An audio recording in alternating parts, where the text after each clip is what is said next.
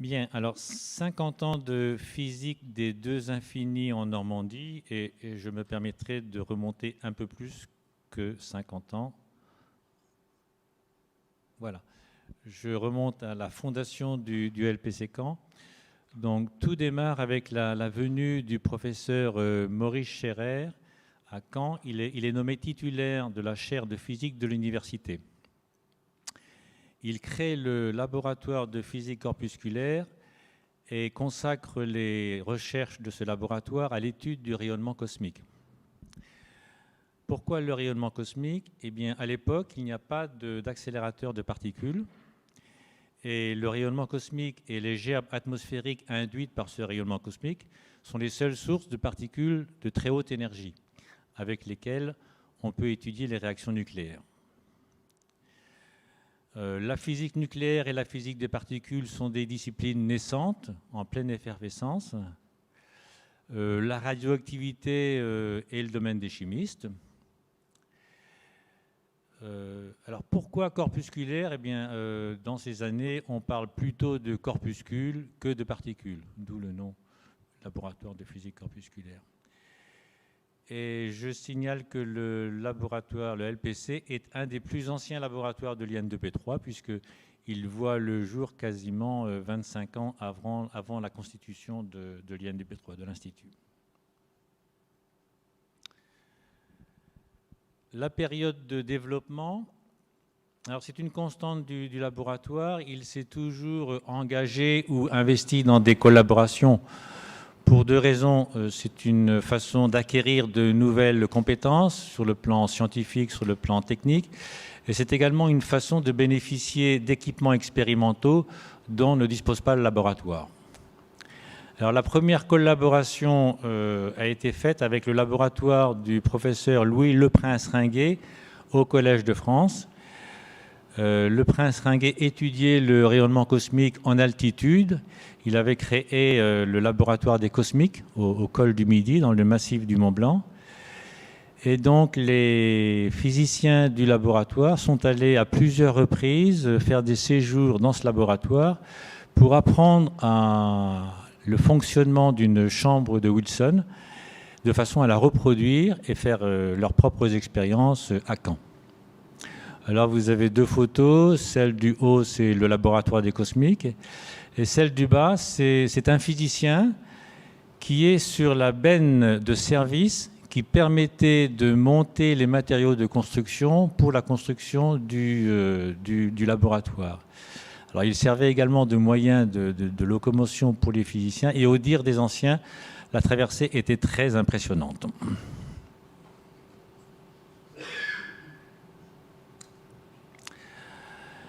Toujours le développement, la première réalisation du laboratoire, ça a donc été une chambre de Wilson, vous la voyez en bas à droite.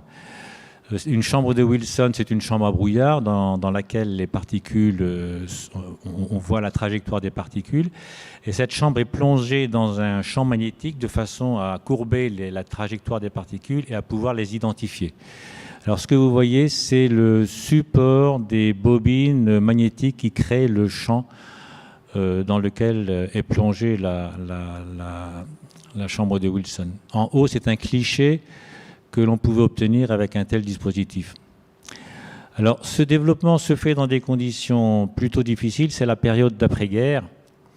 Il y a peu de personnel, il y a peu de moyens financiers, peu de moyens techniques, et puis des difficultés également d'approvisionnement en matériaux comme le cuivre.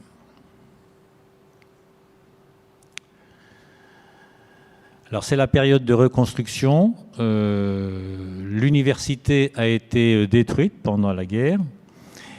Et à la fondation du laboratoire, le laboratoire est hébergé dans le lycée Malherbe. Le lycée Malherbe, c'est l'actuel hôtel de ville de Caen. Il y est hébergé pendant 2 années et suite à un incendie, il est hébergé dans l'école normale de garçons rue Caponnière. C'est la photo en bas à droite. C'est la période de... Pardon.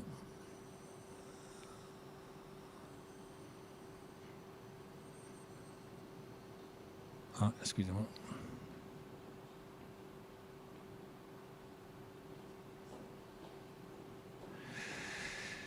Donc c'est la période de reconstruction de l'université. Alors ça va être l'œuvre du recteur Pierre Dore, le recteur de l'université de Caen, qui va s'impliquer très fortement dans la reconstruction de l'université. Les travaux vont durer 7 à 8 ans. C'est un projet qui est qualifié de folie des grandeurs par les instances parisiennes. Il est vrai qu'à l'époque, le nombre d'étudiants devait être assez restreint. L'université est construite à l'extérieur de Caen, derrière le château.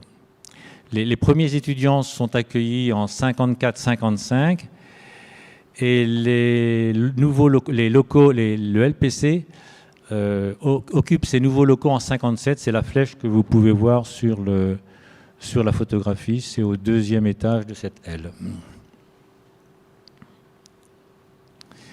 Donc c'est la renaissance de l'université. Et c'est ce qui explique que Caen a accueilli le colloque de Caen de novembre 56. C'était les états généraux de la recherche et de l'enseignement supérieur qui avaient été initiés par le président du Conseil, Pierre Mendès France, de façon à donner un nouvel essor à la recherche française et à l'enseignement supérieur. Et ce colloque s'était conclu par un plan décennal en 12 points pour la recherche scientifique.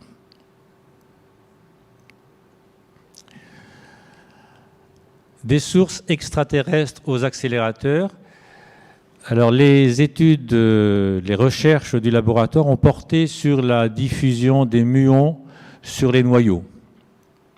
Le but était d'étudier la nature électromagnétique de l'interaction entre ces particules. Alors d'abord avec des chambres de Wilson, comme je vous ai montré, et puis ensuite avec des détecteurs plus performants, comme les chambres à étincelles. Et ces expériences étaient réalisées sur le campus même de l'université, en surface. Et la photographie en haut à droite vous montre une succession de chambres à étincelles pour étudier ces composantes du rayonnement cosmique dans un local dédié qui a été construit à côté des locaux du LPC. Un autre axe de recherche du laboratoire à l'époque était les recherches sur les composantes du rayonnement cosmique à l'aide d'émulsions photographiques et d'émulsions ionographiques. Alors, soit les mesures étaient faites en surface, ou alors même des mesures souterraines en profitant des mines de fer de Messurorn. Il y avait une demi-douzaine de laboratoires qui travaillaient sur ces émulsions nucléaires en France à cette époque. Ces recherches vont progressivement s'arrêter, fin des années 60, début des années 70, parce que vont apparaître les premiers accélérateurs de particules. Ces accélérateurs sont construits un peu partout dans le monde. J'en signale deux. Le synchrotron en proton Saturne, qui accélérait des protons à 3 GeV, et puis l'EPS du CERN, qui accélérait des protons à 28 GeV. Donc, dès la construction et la disponibilité de ces accélérateurs, les physiciens du laboratoire prennent contact et engagent des collaborations, en particulier avec le DPHPE, le département de physique des particules élémentaires du CEA. Et donc, ils vont mettre au point un programme de recherche sur les interactions pions-nucléons en continuité avec les recherches muons-nucléons faites avec le rayonnement cosmique. Alors, c'est une période de profonde évolution du laboratoire. Tout d'abord, les physiciens vont s'installer auprès de ces accélérateurs et vont donc quitter la région caennaise.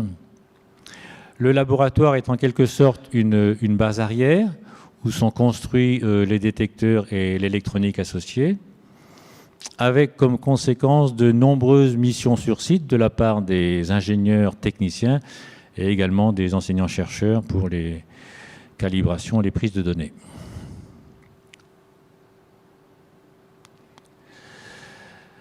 Les premières expériences, pendant les années 60-70, Donc le laboratoire apprend de nouvelles techniques, chambre à étincelles soniques, analyse par spectrométrie magnétique, odoscope de scintillateur, et puis des méthodes de coïncidence, discrimination en amplitude.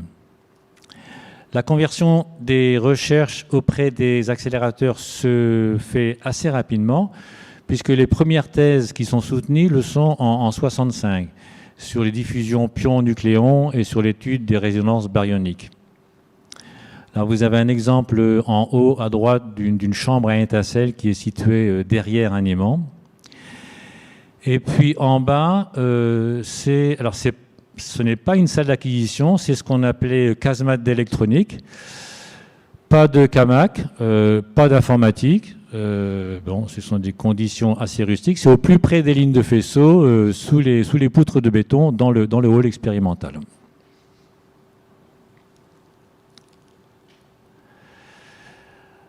La période d'expansion des recherches du laboratoire auprès de Saclay.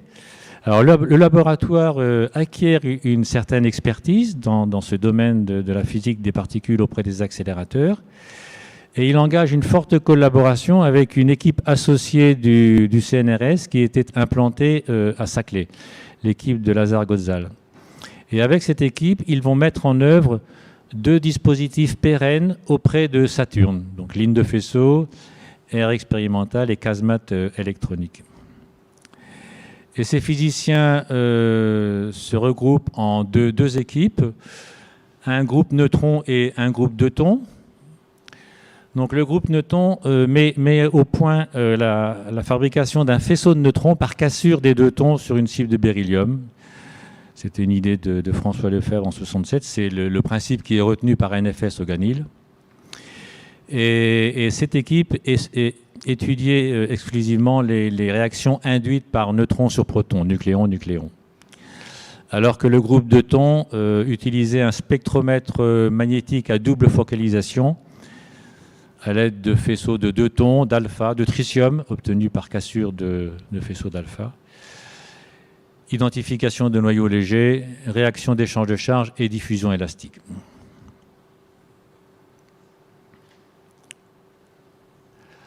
Et parallèlement, quelques physiciens du laboratoire collaboraient avec un groupe au CERN, c'est le groupe de Ferroluzzi, qui utilisait des faisceaux de Meson, pions et kaons.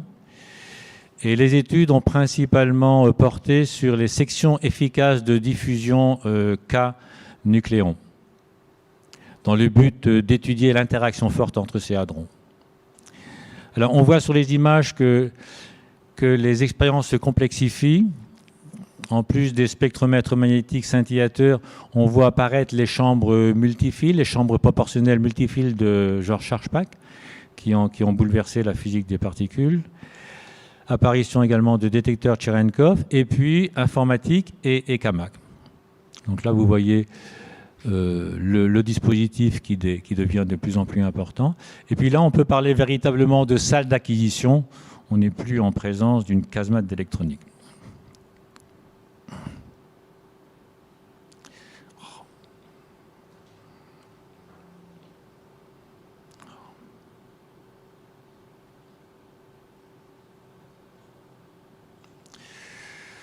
« 71, c'est la création de l'Institut. Vous avez une copie du décret officiel. Et pour faire le lien avec des événements locaux, 70, c'est l'inauguration du turbotrain sur la ligne Paris-Caen-Cherbourg. Paris-Caen se faisait, il y a 50 ans, en moins d'1h50. Bon, puis je dirais avec ponctualité.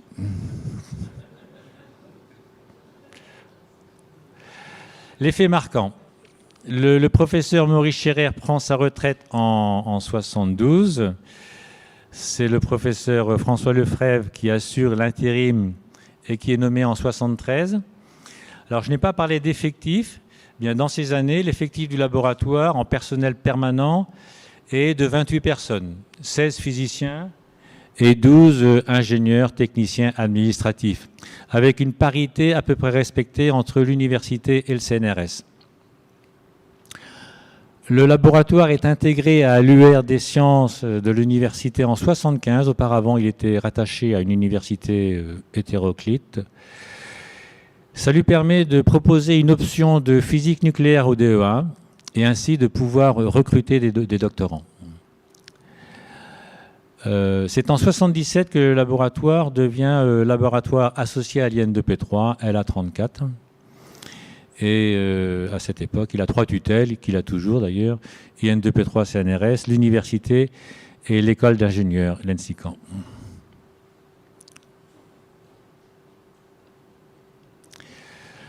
Alors j'en viens à la conversion à la physique des ions lourds. Donc 1975 est prise la décision de construire Ganil à Caen par le ministre de l'Industrie, Michel Dornano. Et le conseil de laboratoire, dans son rapport, décide de la chose suivante. Le conseil du laboratoire a décidé d'orienter prioritairement la recherche auprès des accélérateurs dans le domaine de la physique nucléaire aux énergies intermédiaires sur Saturne 1 et, dans une phase ultérieure, dans le domaine de la physique nucléaire utilisant les ions lourds, afin d'être prêt à participer à l'expérimentation à Ganil en 80. Et l'année suivante, dès 1977, à l'arrêt de Saturne 1, les activités du laboratoire s'orienteront vers la physique nucléaire avec les ions lourds. Donc le virage est pris là. Alors un certain nombre de chercheurs manifestent leur désir d'effectuer des stages de longue durée dans des laboratoires étrangers, en particulier au LBL et puis à MSU.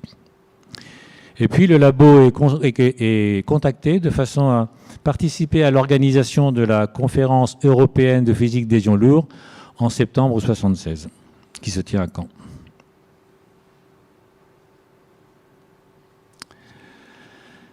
Conversion à la physique des ions lourds.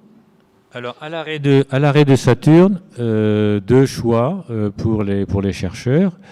Soit aborder la physique des ions lourds et revenir à Caen, ou bien poursuivre dans le domaine de la physique des particules et trouver un laboratoire d'accueil, ce que font certains qui resteront à Saclay ou bien au CERN.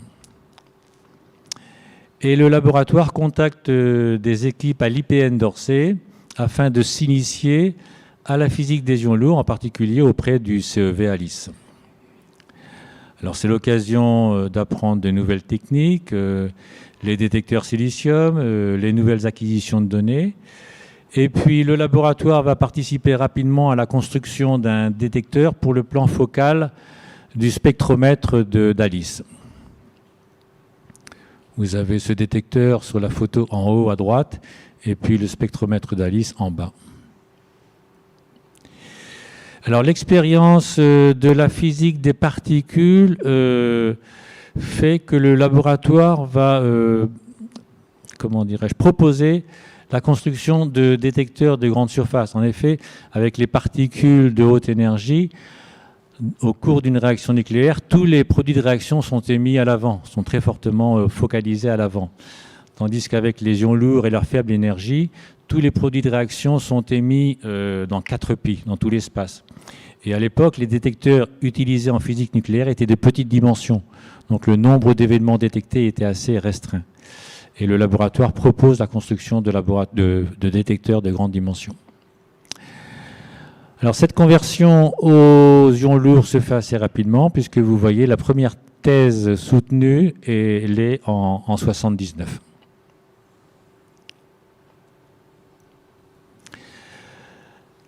Le laboratoire participe à un certain nombre de groupes de travail qui avaient été mis en place par le Conseil scientifique du Ganil, de façon à concevoir et réaliser de nouveaux équipements expérimentaux à destination de la communauté de physique nucléaire, physique des ions lourds. Et le laboratoire, en collaboration avec le CERN de Strasbourg, conçoit et réalise la grande enceinte à vide Nautilus, de façon à pouvoir accueillir des ensembles expérimentaux de grande dimension. Et puis, conception et réalisation de multi-détecteurs. Donc, ce sont des détecteurs qui sont composés d'un grand nombre de détecteurs, couvrant une grande partie du domaine angulaire, de façon à accroître le nombre d'événements détectés. Et puis, démarrage d'une collaboration avec l'ISN de Grenoble, qui à l'époque développait le système accélérateur Rhône-Alpes Sahara. Et nous prévoyions de faire des expériences au Sahara avant de réaliser les expériences au Ganil. En fait, les faisceaux des deux machines sont délivrés en 83.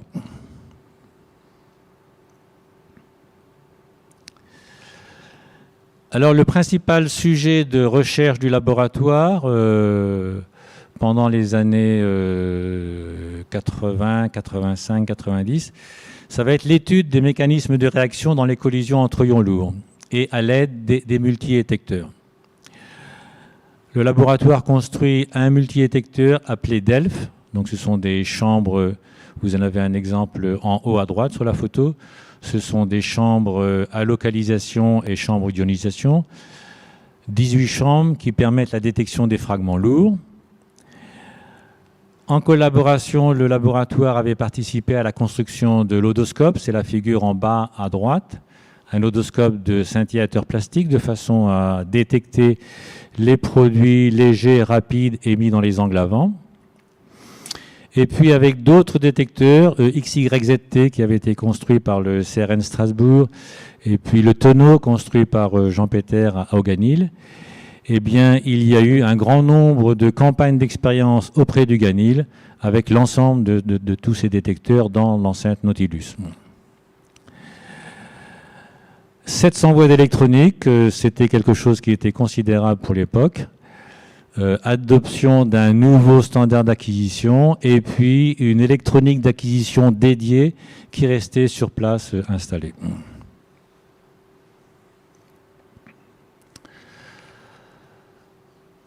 Profondes évolutions au laboratoire.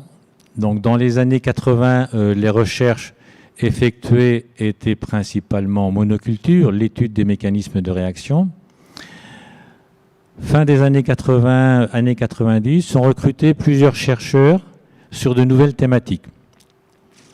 Donc, constitution de nouvelles équipes, nouveaux domaines de recherche, en particulier la structure nucléaire, les interactions fondamentales et la théorie.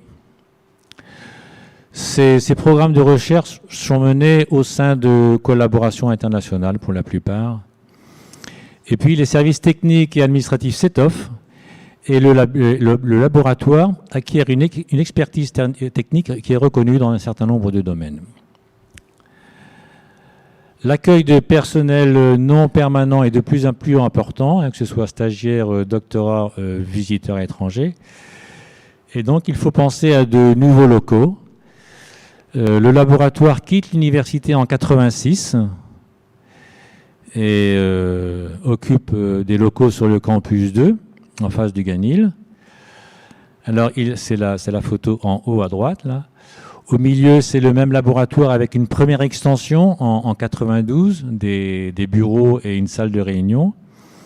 Et puis en dessous, une nouvelle extension en 99 avec à nouveau des bureaux, une grande salle de réunion et un hall technique, surtout un grand hall technique. Et puis il y a 2-3 ans, le laboratoire a occupé les locaux laissés disponibles par le départ d'un laboratoire voisin.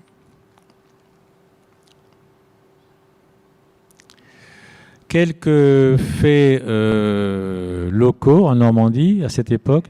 Donc c'est l'inauguration du mémorial de Caen en 88. C'est la fermeture de la Société métallurgique de Normandie en 93. Et puis c'est l'achèvement du pont de Normandie en 95.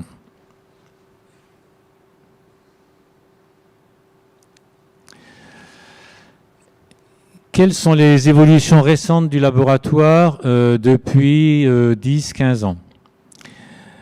Alors tout d'abord, une ouverture vers une nouvelle physique,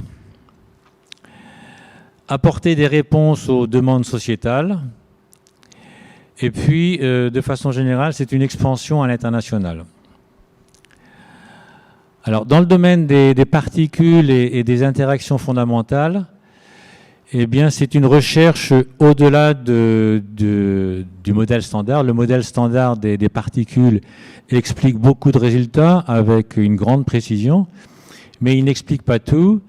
Et donc, les physiciens cherchent à mettre en défaut ce modèle en observant des signaux, des particules qui mettraient donc ce modèle en défaut et qui indiqueraient l'existence d'une physique au-delà de ce modèle. Alors sont concernées les études de la désintégration bêta-nucléaire, avec des applications en astrophysique nucléaire, en nucléosynthèse. Et ces études sont réalisées avec des pièges, en particulier le piège de Paul qui a été installé au Ganil, hein, c'est la photo en bas à droite. D'autres mesures sur la recherche de l'origine de la matière, et en particulier l'énigme de l'asymétrie observée entre matière et antimatière dans l'univers, et certaines mesures, comme par exemple la mesure du moment électrique dipolaire du neutron, pourraient donner des explications à ces phénomènes. Enfin, recherche de nouvelles désintégrations, comme la désintégration du muon en électron, qui pourrait violer les lois de conservation et donc donner également une indication d'une nouvelle physique.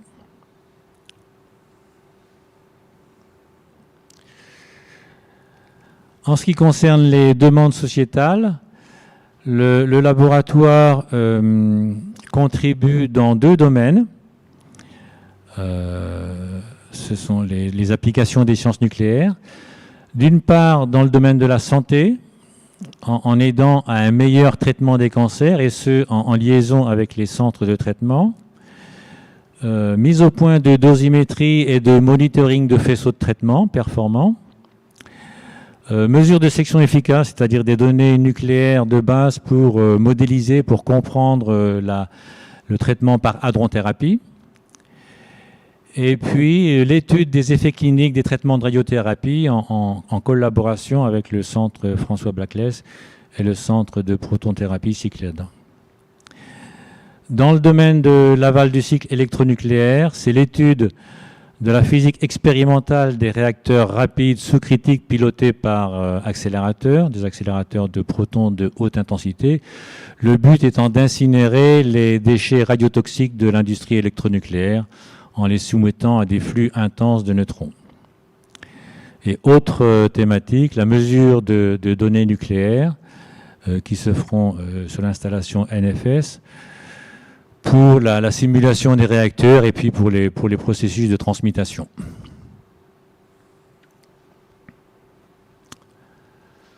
En physique nucléaire, 2 axes. Comprendre les noyaux radioactifs en utilisant les nouveaux faisceaux de radioactifs, comprendre les noyaux légers avec les nouveaux faisceaux radioactifs. L'équipe du laboratoire est experte dans la structure des noyaux légers riches en neutrons, étudie l'évolution de la structure en couche de ces noyaux jusqu'aux limites de la stabilité et au-delà. Et puis recherche des noyaux très exotiques, comme par exemple le tétraneutron, qui ne serait composé que de neutrons. Poursuite de l'étude des collisions entre ions lourds. Donc le but de ces recherches, c'est la détermination de l'équation d'état de la matière nucléaire. C'est la construction du diagramme de phase de la matière nucléaire. Ces études qui ont démarré avec les multidétecteurs ont continué avec le détecteur Indra en bas à gauche, là, et puis avec le nouveau détecteur Phasia, c'est la photo en bas à droite. Ce sont des détecteurs qui utilisent les techniques de détection les plus performantes actuellement, en particulier au niveau du traitement numérique des signaux.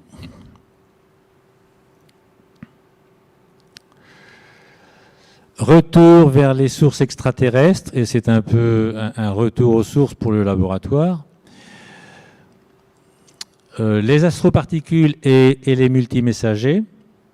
Donc des physiciens du laboratoire s'intéressent à l'origine de neutrinos, avec lesquels on peut observer l'univers, cartographier l'univers. Et ils participent à l'expérience KM3Net, qui est un gigantesque télescope qui est immergé au fond de la Méditerranée.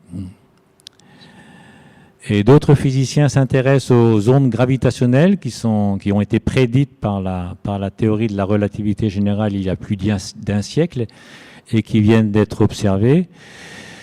Et ils participent à 2 expériences. Ce sont des interféromètres laser de très grande dimension. L'un, Virgo, est installé en Italie et l'autre, ELISA, constitué de 3 satellites, devrait voir le jour vers 2035. Ces recherches sont accompagnées par des recherches théoriques sur l'équation d'état de la matière nucléaire et puis plus récemment sur la modélisation microscopique des astres compacts en liaison avec les astroparticules.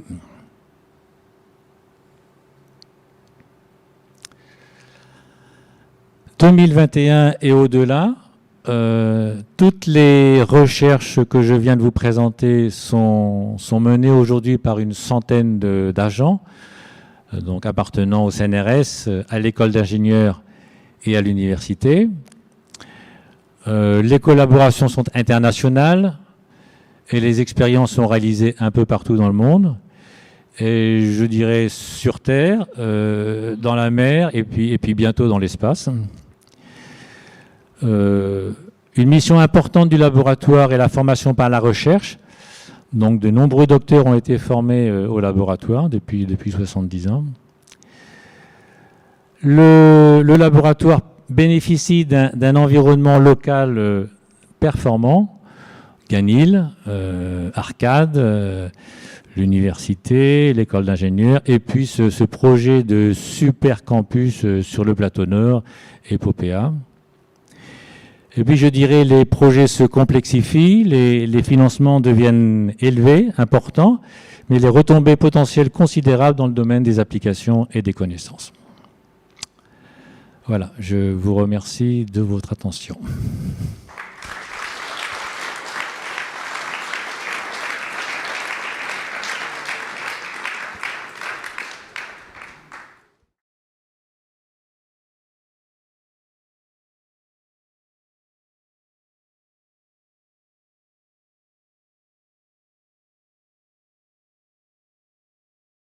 Voilà, donc maintenant je vais raconter cette histoire du Ganil. Là, c'est un peu comme les journalistes, il faut meubler. Hein. Donc je vais m'efforcer de raconter cette histoire du Ganil en partant d'un petit peu loin. Parce que je me suis posé toutes ces questions, moi aussi, comme les chercheurs depuis l'Antiquité. Comment est faite la matière? Pourquoi est-ce qu'on marche comme ça? Pourquoi la matière est dure et pas molle, etc.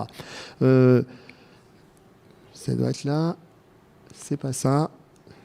Ouais, il n'y a pas eu de... Au milieu, peut-être. Moi, je vais le faire comme ça. Hein.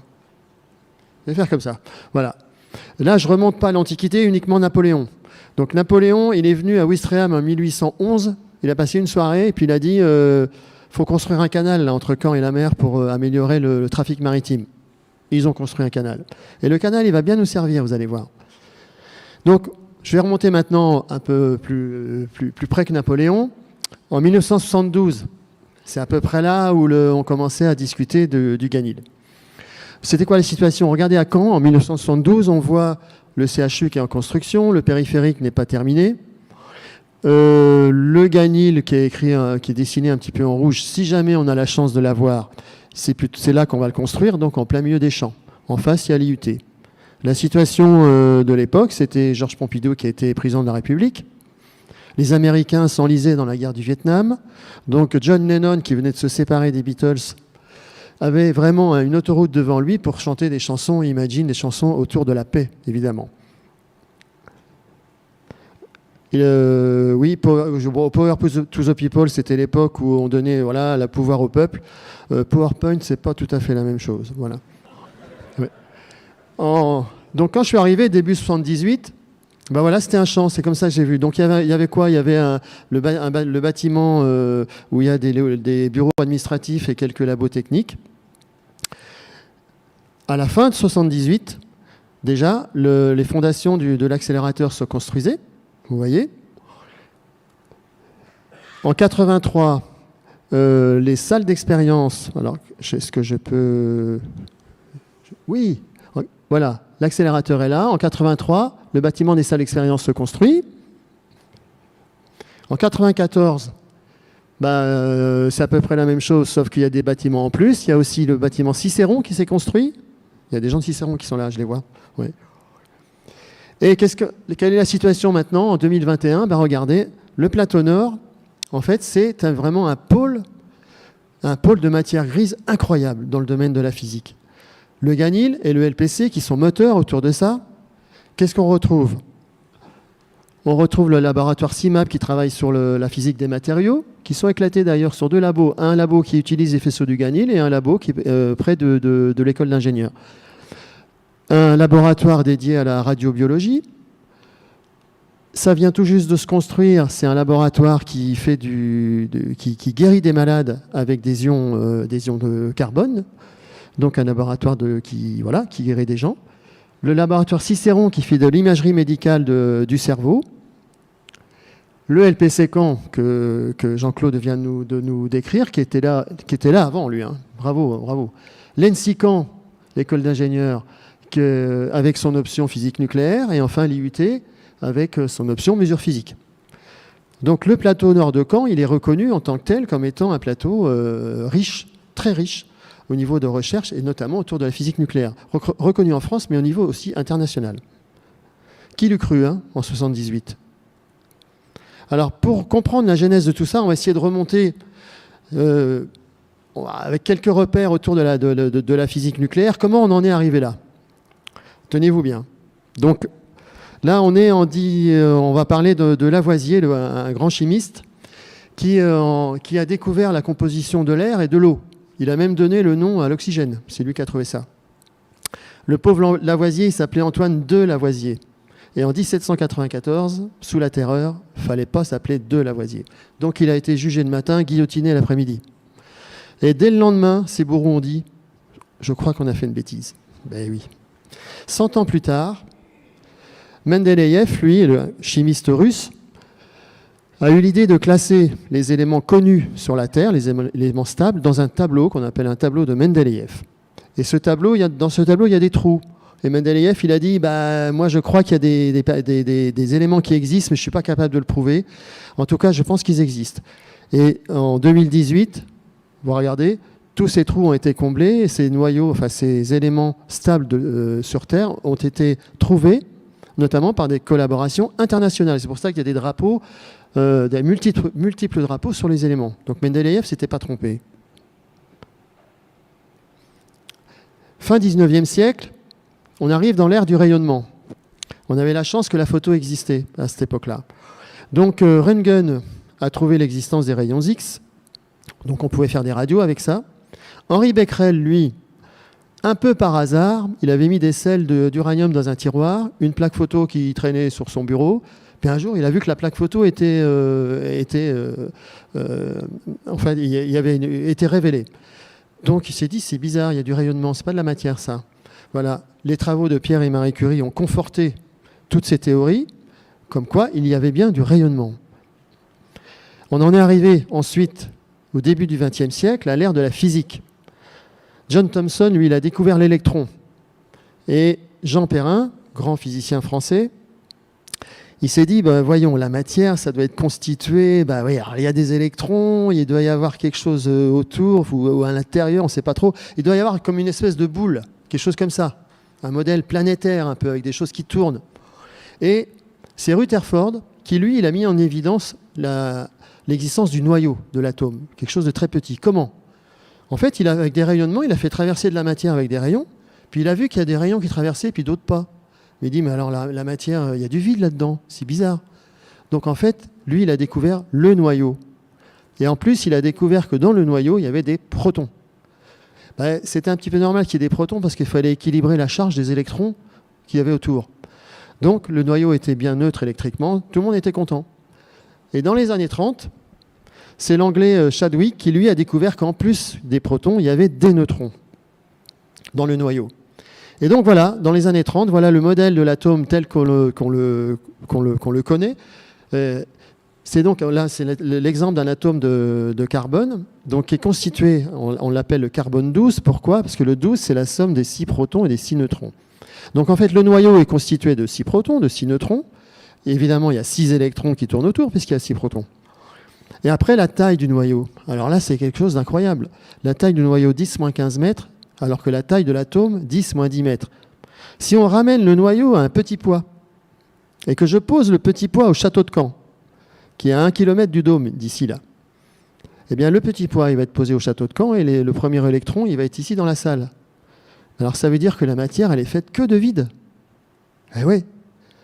Et donc les chercheurs, eux, ce qui s'intéressent à quoi? Ils veulent savoir ce qu'il y a dans le noyau. Et pour casser le noyau, enfin pour savoir ce qu'il y a dedans, il faut le casser. Et pour ça, on va construire des accélérateurs pour envoyer des petits poids sur le petit poids du château. Mais je vous mets au défi d'envoyer plein de petits poids à distance pour casser celui qui est au milieu du château. Bonjour. Eh bien, il en faut beaucoup de petits poids. Eh bien, c'est ça l'objectif d'un accélérateur, c'est de délivrer des faisceaux de noyaux projectiles qui vont aller taper dans des noyaux cibles. Donc la matière est faite de vide. Un petit exemple, vous savez que la population de la Terre, nous sommes 7 milliards d'humains. Eh bien, en noyaux, les noyaux des hommes, ils tiennent dans un dé à coudre. Voilà, ça vous donne un petit peu, ça nous ramène un petit peu, bon, on n'est pas grand-chose, quoi. Voilà. Alors, le plateau de jeu des chercheurs, c'est quoi? En 1950, ce qui est écrit en noir, c'est en fait, c'est à peu près les 300 noyaux qu'on connaît sur Terre. Bien stable, bien dur, c'est cela. Voilà.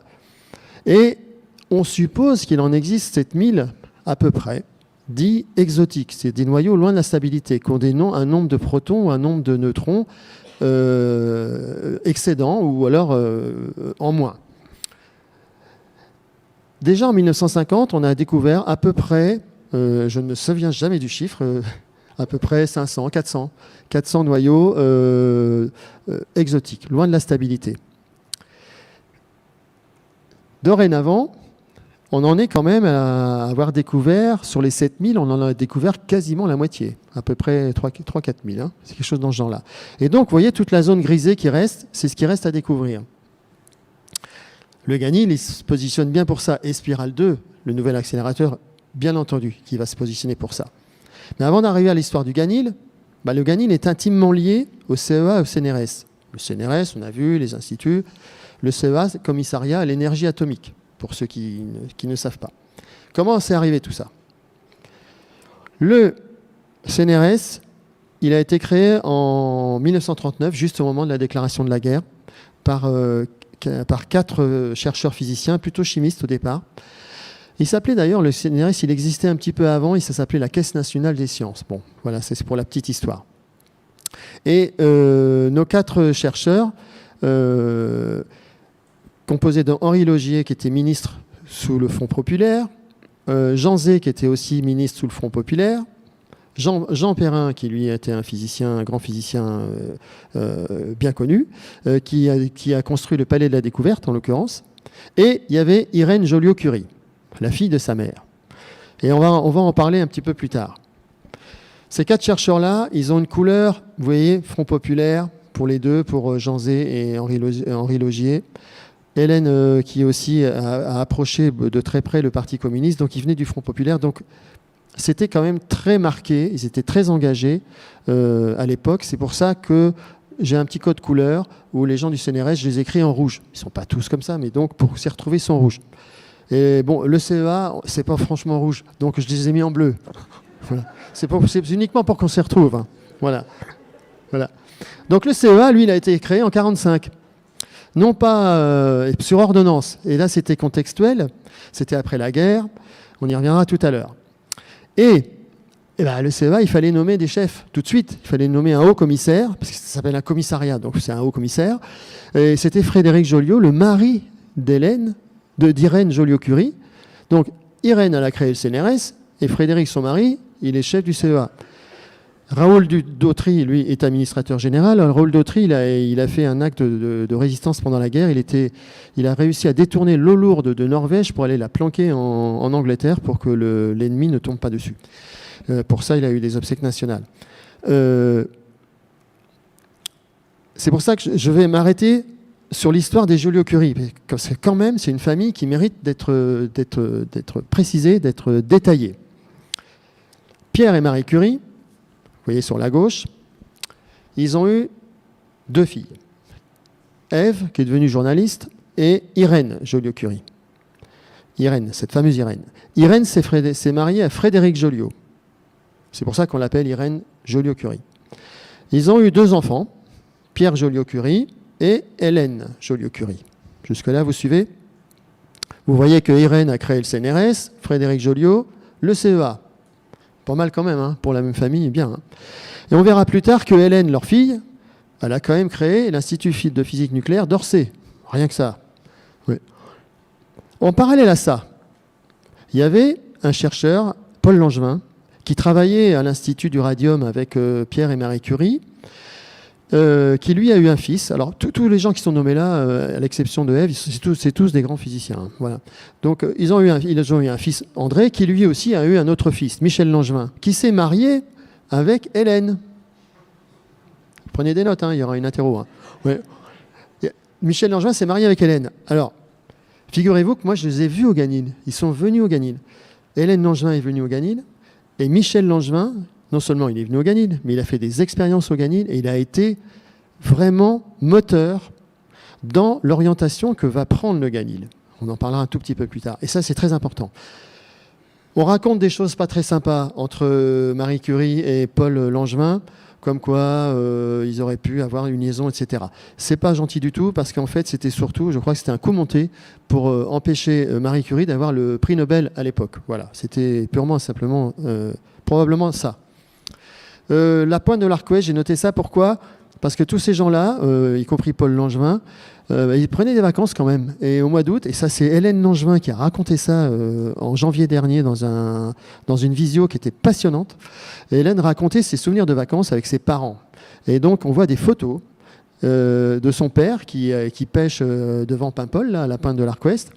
Et sur la photo, on voit Marie Curie, sa grand-mère, évidemment ses parents, Irène et Frédéric Joliot. On voit Perrin, on voit Einstein, rien que ça. Et tout le monde devant le barbecue. C'est quand même rigolo, quoi, des photos comme ça. Ouais. Et tout ça, je me suis dit, mais en fait, ils ne sont pas nombreux, quoi. C'est une poignée de gens, et si on est là ce soir, c'est grâce à une poignée de personnes, quoi. C'est vraiment ça. Ouais. Donc Irène, la fille de Pierre et Marie Curie, elle a travaillé avec sa mère, avec ses parents, et dès 14, elle suivait sa mère pour aller sur les champs de bataille, pour aller aider les chirurgiens.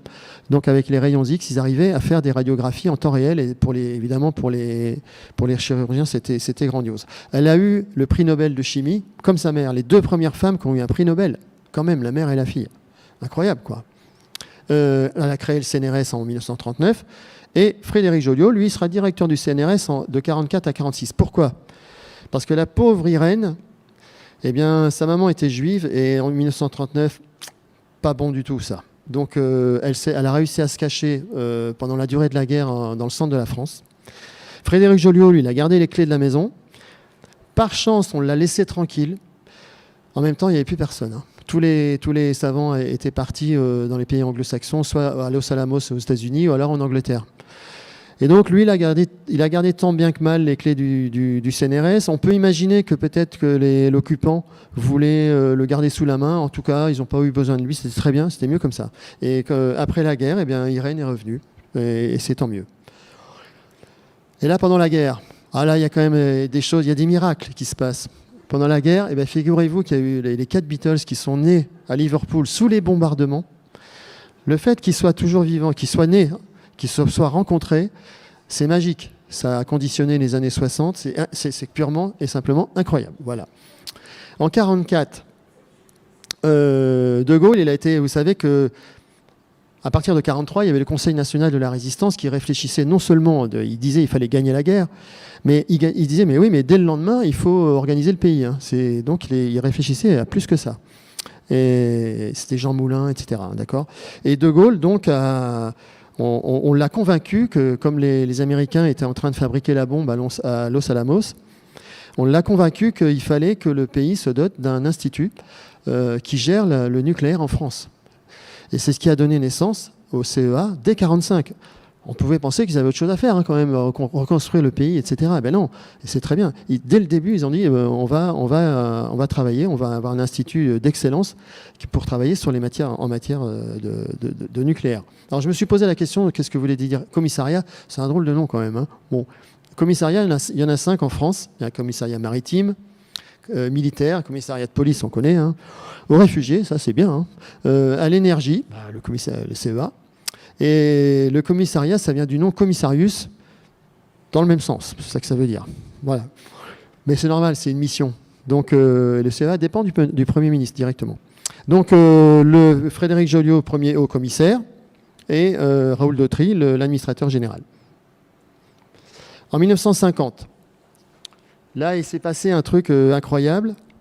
Les chercheurs, à commencer par Einstein aussi, ils ne voulaient plus travailler, ils ne voulaient plus que leur savoir serve à fabriquer des bombes, à tuer des gens, en gros.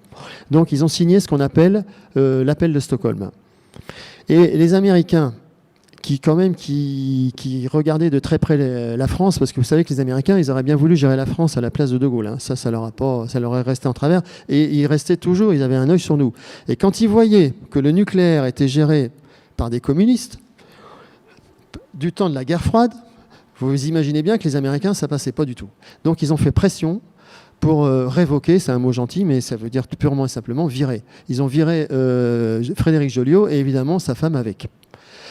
Frédéric, lui, il est retourné professeur au Collège de France. Il s'en est remis, voilà, directeur de l'Institut du Radium.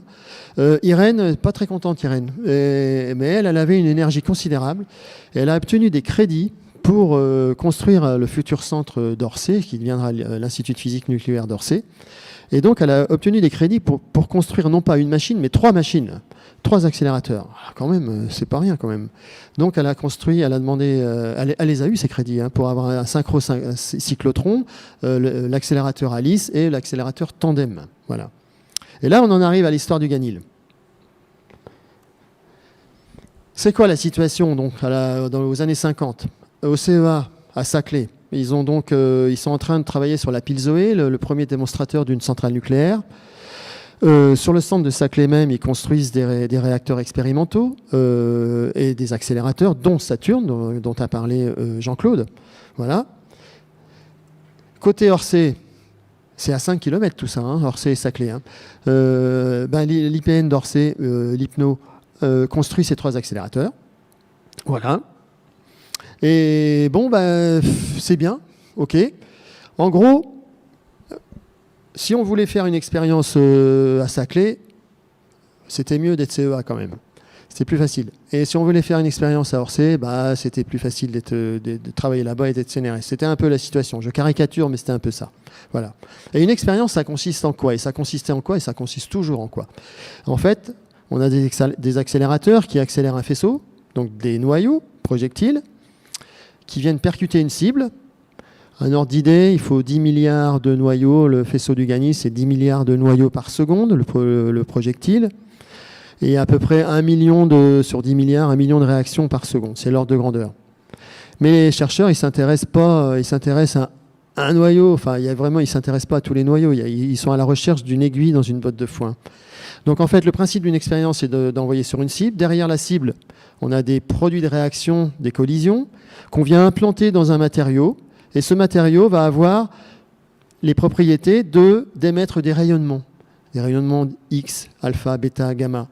Et autour de ça, on va mettre des détecteurs qui sont sensibles à ces rayonnements.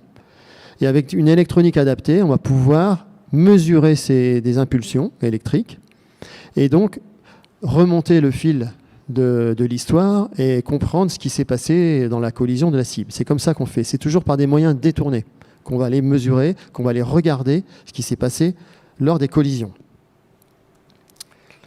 Donc, comme je vous l'ai dit, la situation des accélérateurs tout à l'heure, il y avait Orsay et Saclay, qui avaient du mal à se parler quand même, ils se parlaient, mais pas trop. Et Marc Lefort, qui était le directeur de l'Institut de physique nucléaire d'Orsay, lui, il a dit, bon, on a des machines, elles sont bien nos machines, mais il faut quand même faut penser à la suite. Et il faut une machine plus puissante que ça, beaucoup plus puissante. Mais si on veut avoir une machine plus puissante, cette fois, il faut que le CEA et le CNRS s'entendent, premièrement, et il faut que les laboratoires de l'IN, enfin, c'était pas l'IN, si c'était déjà l'IN2P3, il faut que les laboratoires de l'IN2P3 adhèrent à tout ça, ce qui était loin d'être simple.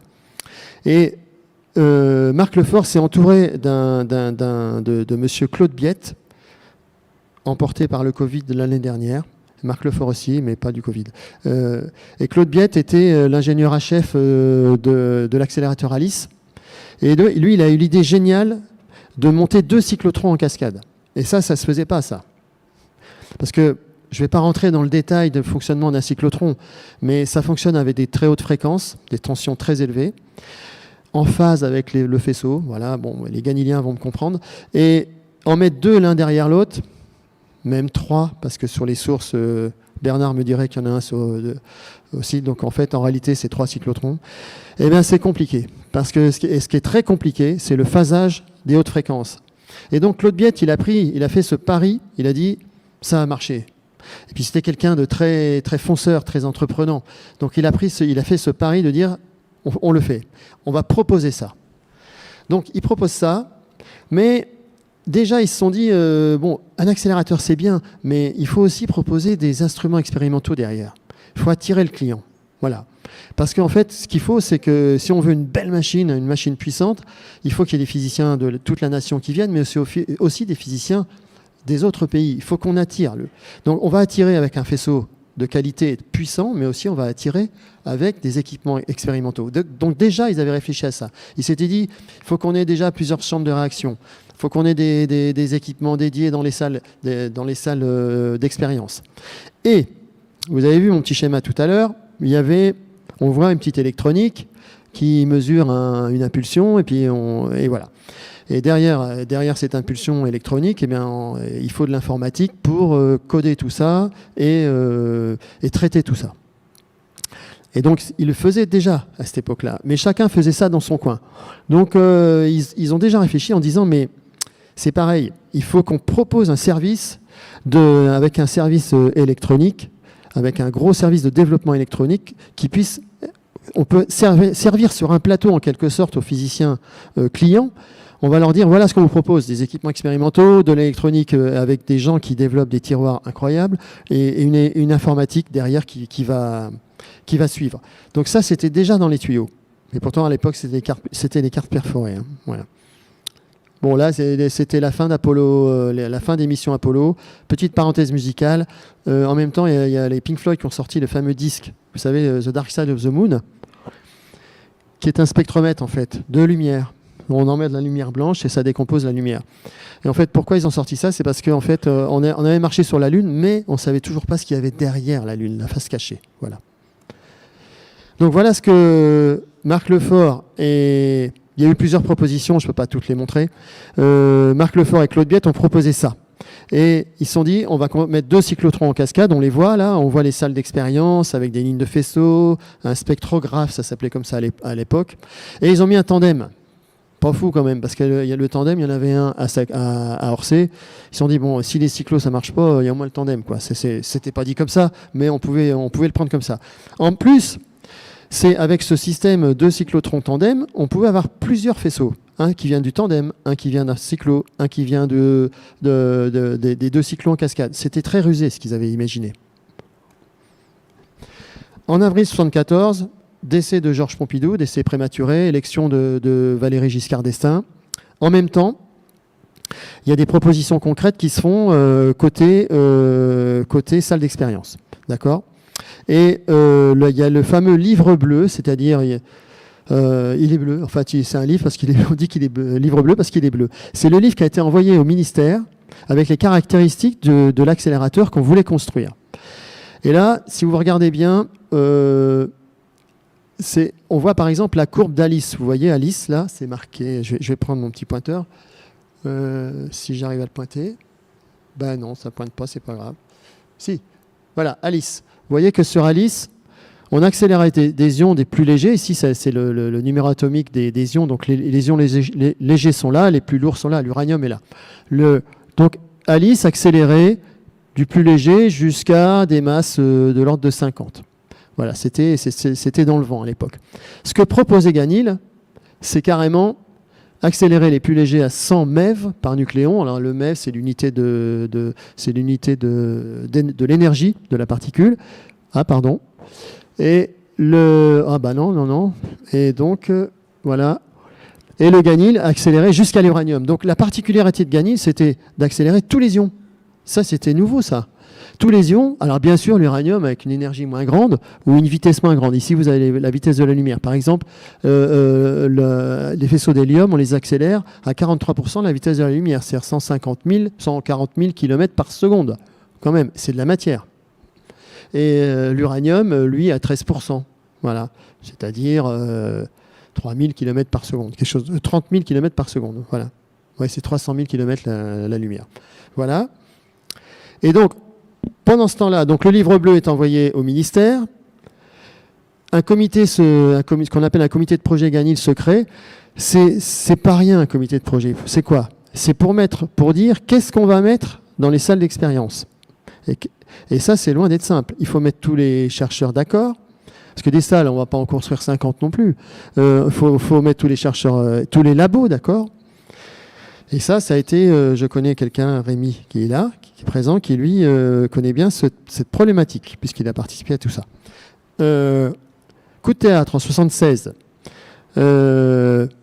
Les sites qui étaient classés pour recevoir le Ganil, le livre bleu était au ministère. Voilà, les villes il y avait 7 villes qui étaient en concurrence. Orsay, bien sûr, et souvenez d'eux. Donc, quand même, ils étaient très bien placés pour avoir le Ganil. Strasbourg, ils avaient déjà une machine. Grenoble aussi. Ajaccio, je ne sais pas trop, mais bon, pourquoi ils sont là. Bordeaux, il y a Bordeaux, il y a des labos là-bas, pareil. Hein. Et Caen, il y a le LPC. Bon, et Clermont, gros labo de l'IN2P3 aussi. Hein. Et seulement, il fallait de l'argent à l'époque. Et comme toujours, hein, c'est le nerf de la guerre. Et Michel Durnano, il a été ministre de l'Industrie et de la Recherche pendant 1 an seulement. Et lui, il a appelé le directeur de l'IN2P3. Il a dit, bon, moi, si vous voulez le Ganil, moi, je vous donne l'argent pour le construire, mais c'est à Caen. C'est non négociable. Et c'est comme ça que ça s'est fait. Le Ganil est venu à Caen.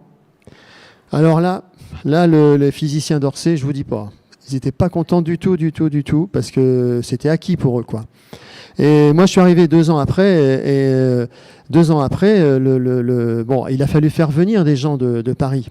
Donc, il y a des gens comme Bernard qui sont arrivés d'Orsay, des gens de Saclay qui sont arrivés aussi, bien sûr. C'est eux qui avaient le savoir-faire, bien entendu.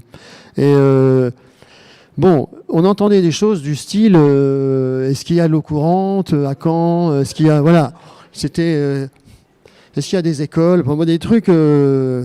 Ça a laissé des traces pendant un bon petit moment. Hein. Bon, après, maintenant, alors, il disait jamais les physiciens iront jusque là-bas. Eh bien, c'est pas vrai. Les physiciens sont tous venus ici et on a vu ce que le plateau nord est devenu. Voilà. Et donc, maintenant, ça y est, le Ganil c'est acté, il est à Caen. Et donc, dès 1978, on attaque la construction des accélérateurs. On nomme un chef de projet, Maurice Goutfanjas, un monsieur qui avait une mémoire incroyable. Voilà. Donc, les fondations des cyclotrons. Là, on voit bien l'emplacement du hall machine avec un cyclotron. L'embase du premier au fond là est déjà là. Ici, l'embase du deuxième n'est pas complètement terminée. Un cyclotron, ça pèse 1600 tonnes. Voyez. Et les 2 cyclotrons, ils sont alignés au 10e de millimètre au niveau de l'horizontale. Ça vous donne un peu là, et c'est pour ça qu'on a des géomètres au Ganil. C'est un métier qui est très important. Ouais. Petite histoire. Pour aligner moi, j'étais tout juste jeune technicien à l'époque, et pour aligner des poids de 400, parce que chaque secteur fait 400 tonnes, donc pour aligner 400 tonnes, le poids d'un homme, 60 kg, 70 kg, peut faire varier du 10e, voilà. Et donc, nous, les jeunes techniciens, pendant au moins une semaine, on nous a embauchés pour monter sur les cyclotrons, uniquement pour faire du poids, pour compenser le poids, pour atteindre l'horizontalité des cyclos. Voilà. Et donc, mes copains, ils me disaient, dis donc, ton boulot, c'est sympa. Bah, ouais. Bon, on lisait, on avait des bouquins, parce qu'il n'y avait pas de téléphone à l'époque. Hein. Donc, on lisait des bouquins toute la journée, perchés en haut de cyclotrons. C'était marrant. Donc là, le canal. Vous voyez que le canal, il a bien servi, parce que la grande chambre à vide, je ne rentre pas dans les détails, mais le faisceau, il est transporté sous vide, dans un vide très poussé. Et donc, à l'intérieur du cyclotron, il faut une chambre très solide qui supporte l'atmosphère d'un côté et le vide de l'autre. Et cette chambre, elle a été fabriquée, il y en a 2, hein, CS1, CS2. Ça a été fabriqué à Grenoble, chez Nerpic. Et donc, ça a fait le tour par Gibraltar et ça est arrivé par le canal de Caen. Voilà. On voit le pont de Cadix derrière, là. Et ça a été un événement fantastique parce que c'était une énorme pièce du Ganil qui arrivait. Et donc, c'est un convoi exceptionnel. Il y a eu des feux rouges qui ont été démontés. La chambre arrive, il était 23h le soir. Hein. Et là, tout le monde était venu voir ça. Et là, il y a une belle photo. Je suis content parce que c'est ma photo. Donc, et là, on voit une belle brochette. Le chef de projet, Maurice Goutfanjas, le chef des services techniques, monsieur Bernard, à l'époque, monsieur Léger, le bureau d'études mécaniques, le monsieur au centre, je suppose que qu'il était de la société NERPIC, et Marc Lefort, le premier directeur du Ganil, et Jean-Marie Giraud, le sénateur maire de Caen. Et tous ces gens-là étaient là pour voir l'arrivée de cette chambre à vide. C'était magique. On a eu aussi encore un convoi exceptionnel, il a fallu démonter des feux rouges aussi, c'était pour l'arrivée du pont roulant des salles d'expérience. C'est un hall immense avec le pont roulant donc, qui permet d'emmener des pièces un peu partout dans les salles. Et voilà, donc ce grand pont était acheminé, pareil, un soir là. Alors c'est marrant, on voit les voitures, à cette époque-là on pouvait se garer sur les pelouses, c'était super. Il n'y avait pas de parc-mètre, il n'y avait rien, voilà. C'est une autre époque, voilà. Donc en mars 81, vous voyez, montage de la chambre à vide du deuxième cyclotron. Et tout ça, il n'y avait pas de CAO 3D. Et ça rentrait au millimètre, tout ça. Incroyable. Moi, mais on marchait sur la Lune aussi, hein, déjà. Hein. Et voilà à quoi ressemblent les cyclotrons aux années 80. Là, les lignes de faisceau, on les voit, là, qui distribuent le faisceau dans chaque cyclotron. Et là, aujourd'hui, ça ressemble à ça. Alors, ce qu'il faut savoir, c'est que tout est enfermé sous cloche, avec protégé par du béton. C'est pour le personnel, parce qu'en fait, aux énergies Ganil, en fait, si jamais le faisceau d'ion vient taper sur un élément, ça arrive, hein, sur des fentes, c'est même fait pour d'ailleurs, eh bien, il y a forcément collision nucléaire, donc émission de radioactivité. Donc, on protège le personnel avec des blocs de béton. C'est fait comme ça. Pendant ce temps-là, l'accélérateur, il est en phase finale de construction. Moi, j'ai eu la chance de participer à ça. Et les aires d'expérience, les salles d'expérience, ça y est, elles se construisent tout doucement. Et là, on voit l'arrêt de poisson, enfin le couloir qui va distribuer le faisceau dans les salles, d'accord ? Et on crée des groupes pour gérer la construction des salles d'expérience. Donc là, j'ai eu la chance d'être de ce côté-là, cette fois aussi. Et donc, voilà, les salles d'expérience, après ce comité de projet, voilà à quoi ressemblent les salles d'expérience. Il y en a à peu près une dizaine, quelque chose comme ça. Donc, une réunion extraordinaire où les salles de gauche, on les a appelées G, et les salles de droite, D. Et ça, c'est magique, parce que quand on est à l'intérieur, on se perd un peu. Et là du coup, c'est pratique. Voilà. Et donc, après, on a donné des petits noms quand même aux détecteurs qui allaient dedans. Alors, je ne vais pas détailler tout ça, mais dans les salles d'expérience, en fait, tous les labos ont participé. Les labos de l'IN2P3, les labos du CEA ont participé à la définition des grands instruments qu'on allait mettre là-dedans. Et ça, c'est long. C'est extrêmement long. Pour dire c'est ça qu'on va faire, mais après, il faut les construire, les instruments. Eh oui, c'est pas rien. Donc, des grands instruments, tout à l'heure, Jean-Claude nous a présenté la chambre à réaction Nautilus, qui était dans la première salle G1. Donc, a eu des heures de gloire pendant de nombreuses années. Hein. Oui.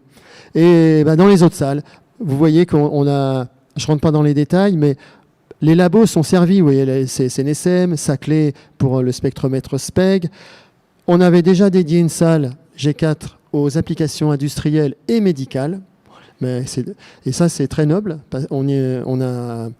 Je pense que ça a contribué, ces recherches-là, à la construction d'Arcade et aussi d'un cyclotron à Nice, un cyclotron qui fait de la protonthérapie. Également à Orsay, il y a le centre de protonthérapie sur lequel je me suis déplacé quelques fois. Et c'est vraiment... c'est impressionnant parce qu'en fait, avec des faisceaux d'ion, on guérit des malades. Et là, cette fois, il y a le malade qui est là. Et je vois, il y a des gens de Cicéron ici, ils comprennent ce que je dis. Et je pense que ça tord les boyaux un petit peu, quoi. Donc, les salles de gauche, vous voyez, elles sont servies. Les salles de droite, pareil. Donc là, il y a l'IPN d'Orsay pour la salle D1. Bordeaux, qui est très, très moteur aussi dans vous voyez, le centre de Bordeaux CNRS, mais aussi le centre Saclay. Et vous voyez que notre ami Michel Langevin, vous vous rappelez, hein, vous avez pris des notes là, Michel Langevin qui s'est marié avec la petite fille de Marie Curie, Hélène Langevin. Il y en a qui n'ont pas pris de notes, là, j'ai vu là-bas. Là. Ouais. Michel Langevin, il est venu, et donc il a eu quasiment sa salle, hein, la salle des 6, des 5, des 6. Il venait du CSNSM à Orsay. Et donc il était content avec ça, mais pas complètement. En fait, la salle des 3, des 4, elle était, vous voyez, ces deux salles séparées. Bon, les ganiliens vont comprendre ce que je dis, évidemment. C'était un projet de spectromètre qui était en gestation. C'était pas encore vraiment abouti. C'est quoi un spectromètre? Alors là, vous voyez, là on revient à la pochette des Pink Floyd. Là. Donc, vous avez un faisceau d'ion qui tape sur une cible, des produits de réaction derrière. La plupart des particules, elles ne voient rien. Donc le faisceau incident, il ressort, il a quasiment rien vu. Il y a peu de faisceaux, il y a peu de collisions, vous vous rappelez, 10 milliards de particules incidentes, 1 million de collisions. Et ce que cherchent les physiciens, c'est l'aiguille dans une botte de foin, mais ils sont pollués par tous les autres qui arrivent là. L'avantage d'un spectromètre, alors là, c'est pas un prisme de verre, c'est un prisme qui est constitué de dipôles magnétiques. Ce sont des aimants qui font ça. Mais c'est exactement le même principe. Le faisceau incident, on s'arrange pour qu'il aille tout droit sur un arrêt faisceau, parce qu'il ne nous intéresse pas, celui-là, il n'a pas voulu collisionner les petits pois du château, là. Et, par contre, les autres, évidemment, il y a un fatras de collision d'ions qu'il va falloir trier. Et les chercheurs, ils ne peuvent pas s'intéresser à tout le monde en même temps. Donc, une expérience consiste à essayer de découvrir une particule. Vous vous souvenez dans le tableau de Mendeleïev, là, toutes les particules qu'on cherche à découvrir, les 4000 qui restent à découvrir. Eh bien voilà, eux, ils vont essayer de les mettre en évidence grâce à des spectromètres. Mais le spectromètre, il ne fait pas tout, mais il fait quand même beaucoup. Et après, ce sont les détecteurs, le développement de détecteurs qui vont encore affiner le tri et la mesure pour déterminer qu'un noyau existe ou n'existe pas. Parce qu'en fait, une expérience au Ganil, généralement, enfin même au Ganil ou ailleurs, il y a d'abord des physiciens théoriciens. Au Ganil, on a des professeurs tournesol au Ganil, hein, et donc qui imaginent qu'une particule puisse exister ou même qu'elle ne puisse pas exister. Ça, c'est incroyable, ça. Et il y a des expériences qui sont montées pour prouver la non-existence d'une particule. Ça, c'est quand même très fort, ça. Voilà. Et bien, ça s'est fait, ça se fait. Voilà. Donc, le spectromètre LISE, c'est ce qu'on va installer dans LISE. Et à l'époque, LISE, ça voulait dire quoi? Ça voulait dire, je m'attarde sur cette salle, bon déjà parce que c'est affectif, j'ai longtemps travaillé dans cette salle, et c'est mon mentor Rémi Anne qui est ici présent, qui est vraiment le père de cette salle. Et le LISE voulait dire à l'époque ligne d'ion super épluchée. Épluchée, ça veut dire on cherchait à faire une salle qui enlève tous les électrons des ions incidents. Et ça intéressait les gens de la physique atomique. Vous savez, le laboratoire CIMAP que je vous ai montré tout à l'heure, là, du platonneur de Caen. Et ben les pionniers de ce labo-là, eux, ils voulaient une salle. En fait, ils s'intéressaient à la physique atomique, la structure des cristaux, des choses comme ça. Donc, ils voulaient bombarder tout ça avec des noyaux sans électrons. Ils ne voulaient surtout pas qu'il y ait un électron qui vienne perturber tout ça. Donc, ils avaient besoin d'une pureté de faisceau sans électrons, au moyen, toujours pareil, d'une cible qui permet d'éplucher les électrons. C'est pour ça que la ligne s'appelait ligne d'ion super épluchée. Et il y a eu tous ces gens, Michel Langevin en tête, qui était un chercheur émérite, incroyable.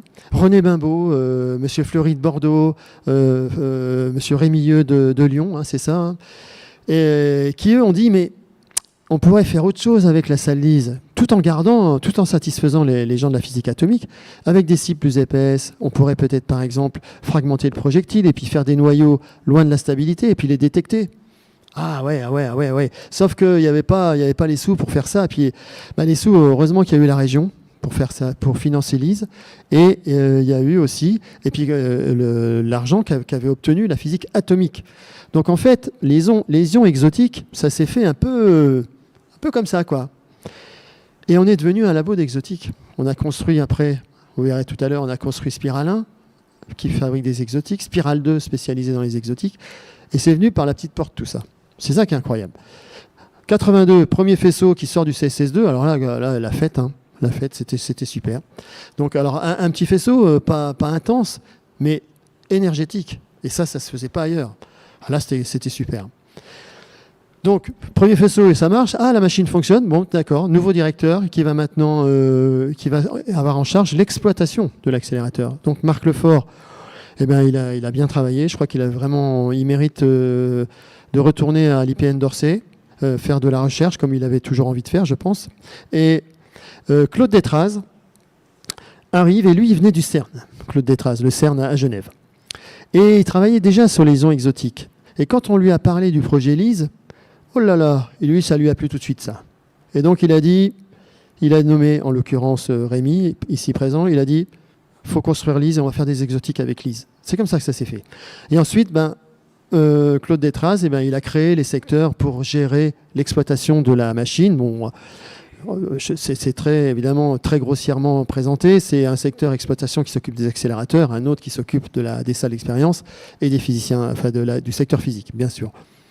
Donc voilà, première expérience en janvier 83, la salle D1 était opérationnelle, les autres pas encore, hein, mais la salle D1 était opérationnelle. Donc Daniel Guéraud, qui était le premier porte-parole de la première expérience, il venait d'Orsay, lui, il était heureux comme tout, quoi. Les 90 MEF du Ganil, c'était mieux que les 44 MEF d'Alice. C'est dur, hein, c'est dur, mais c'est ça, c'est une réalité. Et ensuite, démarrage des expériences. Donc dans D1, voilà, on installe des détecteurs qui viennent d'un peu partout. Hein. Ce n'est pas forcément les gens du Ganil qui développent les détecteurs. Il y en a, mais pas tous. La chambre Nautilus, dont a parlé Jean-Claude tout à l'heure, gérée par le LPC Caen. Février 83, inauguration du Ganil par Jean-Pierre Chevènement, qui était ministre de la Recherche sous François Mitterrand. Bon, visite chahutée par la fermeture de la SMN à l'époque. Et il y a eu un petit rififi, ça a fait la une de Ouest France ce jour-là. Lors du discours de Jean-Pierre Chevènement, il a dit que les gens de l'autre présidence, c'est-à-dire sous Giscard d'Estaing, n'avaient pas assez soutenu la recherche ni le Ganil. Alors vous pensez bien que Dornano, ils étaient présents, et Jean-Marie Giraud qui était là, ils ne sont pas allés au dîner le soir organisé à la préfecture. Donc ça a fait un peu désordre, ça a fait des articles dans les journaux. Voilà. Bon. Il n'a pas été très gentil quand même, Jean-Pierre Chevènement. Ouais. 85, cette fois le spectromètre SPEG, qui est vraiment le bébé du CEA, qui ne marche pas sur les plates-bandes de LISE. Ce n'est pas du tout le même domaine. Est opérationnel. LISE aussi. Cette fois, ça y est, ça démarre. Il y a des grands détecteurs qui s'installent dans les salles. Un grand détecteur Orion qui est spécialisé dans les neutrons qui s'installe aussi. Et donc, vous voyez, c'est une suite maintenant dans les salles d'expérience. En fait, on accueille des détecteurs qui arrivent, qui repartent tout le temps. C'est ça. Ils viennent d'ailleurs, ils sont développés par Catane, par exemple, en Sicile. Après, ils vont repartir. Des fois, ils repartent en Allemagne, et ainsi de suite. Et évidemment, pour accueillir un détecteur, il faut des gens. Il faut des techniciens. Et ça ne se fait pas comme ça. Il faut des utilités électriques, il faut énormément de puissance, il faut refroidir, il faut des alimentations, il faut du monde derrière. Et bon, c'est ce qu'on a du mal à expliquer un petit peu, c'est que c'est de plus en plus difficile. Maintenant, le contexte est tel que pour avoir des postes, c'est très difficile. Donc en ce moment, vous êtes peut-être au courant, mais il y a un conflit tel qui fait qu'il y a de moins en moins de monde. C'est partout comme ça. Mais au Ganil, faire fonctionner le Ganil avec trop peu de gens, ça va être très très dur. Donc voilà, il faut des gens pour faire marcher tout ça. Claude Détraz, en 87, c'était, je me souviens, c'était son discours des vœux de 87. Il a commencé par dire « on ne s'endort pas ». Nous, moi je trouvais qu'on était à fond déjà, mais bon, non, c'est vrai quoi. Oui. Et non, lui, il a dit non, il faut mettre à niveau les cyclotrons. Mettre à niveau, ça veut dire augmenter l'énergie, augmenter l'intensité. Voilà. Il a eu une idée géniale, c'est qu'il y a du faisceau qui est perdu entre CSS1 et CSS2. Je ne vais pas toucher à ça si je vais faire des bêtises. Il y a du faisceau qui est perdu, et lui, il a eu l'idée de récupérer le faisceau perdu pour l'envoyer dans une autre salle. Ce qu'on appelle la sortie moyenne énergie. Les ganiliens vont me comprendre. Et ça, c'est du faisceau gratuit. C'était franchement super. Voilà. Il y a des idées qui traînent de nouveaux spectromètres portés par Wolfgang Mittig. Et également, Claude Détraz, qui était pro-LISE, il a dit évidemment, il faut faire évoluer le spectromètre LISE. Donc on va le faire évoluer, ça veut dire une plus grande acceptance, et ça veut dire aussi avoir des équipements pour filtrer encore mieux les particules. Donc on rajoute un filtre qu'on appelle un filtre de Wien, combinaison de champs magnétiques et de champs électriques, au bout de l'ISE. Et après on peut plus parce qu'il y a les murs, on peut pas faire plus. Voilà. Et donc l'ISE est arrivée, je pense, au bout de... elle est coincée, quoi. Les années 80, eh ben, ça tourne non-stop. Hein. Donc encore des détecteurs, alors, je ne rentre pas dans les détails, des rénovations, le fameux groupe acquisition, là, qui est un réel service qu'on donne à la physique, c'est-à-dire développement d'électronique avec une acquisition informatique, mais du haut vol. Attention, hein, maintenant c'est devenu des gars qui développent des ASIC, des choses, ils font partie du réseau d'électroniciens de l'IN2P3. C'est vraiment de la haute voltige. L'IN2P3, on dit que si on a des téléphones portables, enfin vraiment des choses très évoluées dans la vie courante, c'est le spatial qui a fait évoluer ça et la physique nucléaire, clairement, parce qu'il a fallu développer des électroniques qui allaient très très vite, qui allaient presque aussi vite que les événements, presque aussi vite que la lumière. Donc ça a poussé énormément l'électronique que tout le monde connaît maintenant, même à la maison, quoi. Et on ne s'en rend pas compte, mais s'il n'y avait pas eu ça, je crois qu'on n'en serait pas là. Voilà. Pour vous dire comment ça tournait, à l'époque, en 90, et c'est comme ça que ça va tourner bientôt, on a 38 semaines de fonctionnement. Donc, et quand je dis 38 semaines de fonctionnement, donc vous voyez, en janvier, on ne tournait pas parce que l'électricité coûte trop cher, c'est toujours vrai. Il y a des semaines de maintenance de temps en temps. Il faut bien quand même intervenir au moins sur l'accélérateur, parce que l'accélérateur est fermé 24 heures sur 24, et ça tourne 24 heures sur 24. Ça veut dire qu'il y a du faisceau tout le temps, jour et nuit. Jour et nuit, ça veut dire qu'il y a des gens qui sont d'astreinte. Donc déjà, oui, les gens sont d'astreinte. Et ça tombe en panne. Donc il y a tout un système d'astreinte technique qui est en place. Donc toute une vie d'organisation, c'est une véritable usine, le Ganil. Et qu'est-ce qui se passe dans les salles? Donc cette machine fonctionne 24/24. De temps en temps, il y a des pannes. On essaie d'intervenir le plus vite possible, évidemment, parce que le chercheur, lui, il a attendu 1 an et demi, voire 3 ans pour avoir 1 semaine ou 3 semaines de faisceau. Il n'est pas content quand la machine tombe en panne le jour où il a le faisceau. Donc, tout le monde fait le maximum pour que ça marche. Les côtés expérimental, dans les salles, il y a une salle qui a le faisceau, forcément. Il y en a une autre qui est en train d'installer un détecteur pour recevoir le faisceau la semaine suivante. Il y en a une autre où on est en train de démonter le détecteur, les grands détecteurs de l'expérience d'avant. Donc vous voyez, c'est une vie avec des plannings, ça turbine, quoi.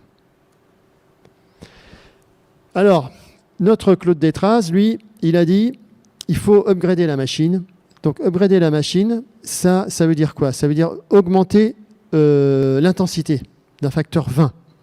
C'est ce qui a été fait au niveau de ce qu'on appelle les cyclotrons injecteurs, les 2 petits carrés à droite, là. Il y en a un, c'est surtout celui qui est en haut, la plateforme 100 kV. Et donc, c'est pareil, il y a 2 injecteurs, c'est rusé ça. Quand il y en a un, quand on fait des ions métalliques, par exemple, pendant 2 semaines, on envoie un faisceau métallique dans les cyclotrons, et puis on prépare des ions gazeux sur l'autre, vous voyez? Et on commute quasiment dans l'heure. Donc c'est vraiment une usine à produire des noyaux. C'est extraordinaire. Voilà. Donc on va augmenter l'intensité du faisceau par 20. En parallèle, il y a Wolfgang Mittig qui, lui, les spectromètres, ça, les physiciens, ils aiment ça. Hein. Ça, c'est leur truc. Hein.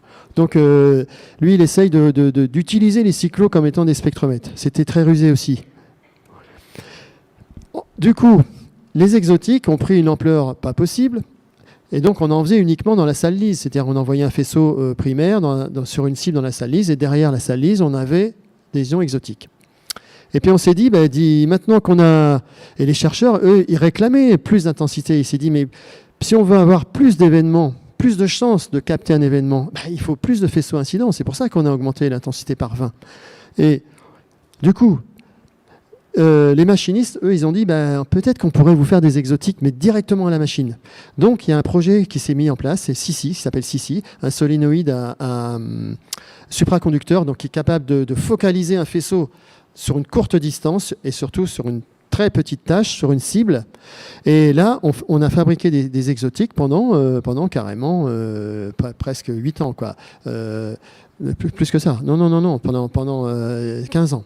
Voilà. Et donc, Sissi a fonctionné. Donc, on avait deux sources d'exotiques. On pouvait faire des exotiques en envoyant un faisceau primaire dans la salle lise. On pouvait avoir des exotiques qui sortent de Sissi et qu'on envoie dans les salles d'expérience. C'était génial, ça. Donc, ça y est, le Ganil avait pris le virage, quoi. Et du temps de Claude Détraz, toujours, il a dit, il y a eu des idées qui traînaient quand même. Les machinistes, on les appelle les machinistes, hein, les gens qui créent des machines. Et les machinistes, ils disent, mais on pourrait faire mieux que ça encore. On pourrait envoyer un faisceau primaire. Je vais essayer de mettre mon petit truc là. Le faisceau qui sort des cyclotrons là, il fait 50 tours là, 400 tours ici, il va taper sur une cible ici. Et du coup, le faisceau exotique qu'on a créé là, le même qu'on aurait créé dans la salle lise, on va l'accélérer à nouveau et on va l'envoyer dans les salles. Ah, ça c'est super ça. Sauf que, attention, les ions exotiques, c'est les ions loin de la stabilité qu'on trouve dans les étoiles, etc.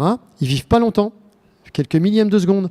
Donc il faut avoir le temps de les emmener. Donc jusqu'au bout, là, c'est trop loin. Donc du coup, on va adapter les salles qui sont au plus près pour pouvoir analyser ces faisceaux qui viennent de spirale 1. On l'appelle spirale 1 parce qu'après, il y a un spirale 2. Voilà. Donc c'est ce qui s'est passé. Proposition de SIM au conseil scientifique. Et le conseil scientifique, il était piloté par un certain Sidney Galès, qui était le directeur de l'IPN d'Orsay à l'époque, qui était très pro-exotique. Bon, c'était quasiment gagné d'avance, mais on ne peut pas trop le dire. Hein, mais bon, voilà. Et donc, on a obtenu SIM. Et donc, Spiral 1 s'est fait. Et en parallèle, il fallait faire de la R&D autour des sources de SIM. Donc, on a fait de la R&D dans une salle d'expérience qui s'appelle CIRA, dans une salle D2. Donc, tout ça marchait en même temps. Et ça a permis de créer des nouveaux ions exotiques qu'on pouvait donc envoyer dans les salles d'expérience. Et donc, les physiciens pouvaient bombarder des cibles stables avec du faisceau instable. Ça ne se faisait pas, ça. C'est génial. Et donc, en parallèle, des détecteurs se sont développés parce que les détecteurs à plus grande efficacité et à plus grande résolution pour aller choper le petit noyau là, qui est dans une étoile quelque part et qu'on a réussi à créer ici. Donc il y a le détecteur exogamme qui détecte des rayons gamma qui a été développé et on a équipé la première salle de gauche, la salle G1, donc, du spectromètre VAMOS, un grand spectromètre à grande acceptance, c'est-à-dire qu'il peut avaler des tas de trucs, quoi, et il peut analyser des tas de trucs. Alors, quand on couple exogamme et VAMOS, je crois qu'il y a un Gilles dans le coin, là, il va pas me dire le contraire, c'est magique, c'est génial, quoi. Et donc là, ils découvrent des choses extraordinaires. Ils ont vraiment les microscopes, ils ont les outils qui vont bien.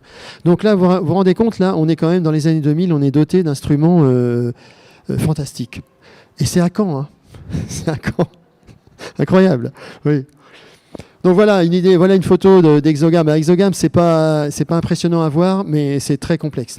Et une photo de la salle VAMOS vue du dessus, c'est pareil, c'est une salle qui est bien pleine. Donc c'est un spectromètre qui permet aussi d'aller voir, qui peut se déplacer, qui peut aller voir des produits de réaction dans des angles très ouverts.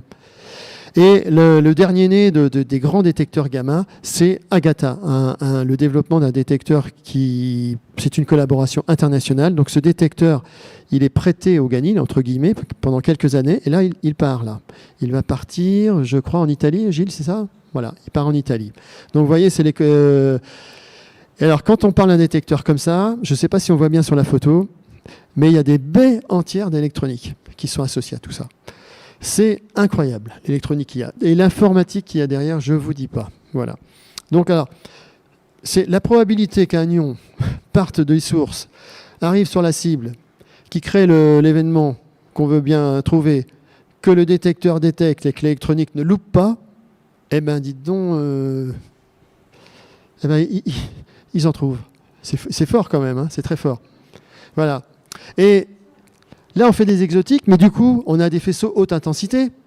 Ben, on va quand même les utiliser, même pour les emmener dans les salles. Et du coup, encore une fois, la salle lise qui fait des exotiques, on s'est dit, du coup, on va upgrader la salle lise pour pouvoir recevoir des faisceaux haute intensité, puisqu'ils existent, ces faisceaux. Voilà.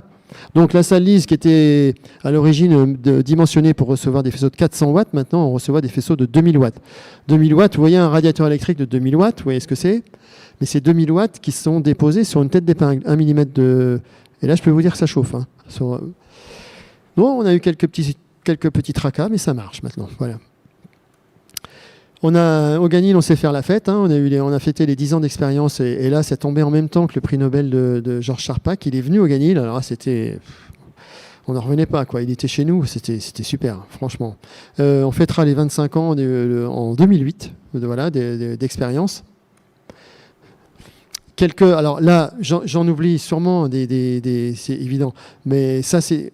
Moi, j'ai connu, j'ai participé en tant que technicien sur LISE, donc j'ai vu la joie de ces chercheurs qui ont découvert des noyaux dits magiques. Je ne saurais pas vous en dire plus, mais un noyau magique, l'étincelant, il a 50 neutrons, 50 protons.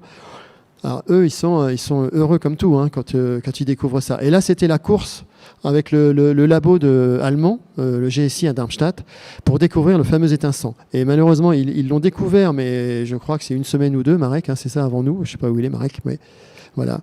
Mais Marek faisait partie de la collaboration. Donc c'était une collaboration, bien sûr, ça a été trouvé là-bas, mais c'était une collaboration franco-allemande.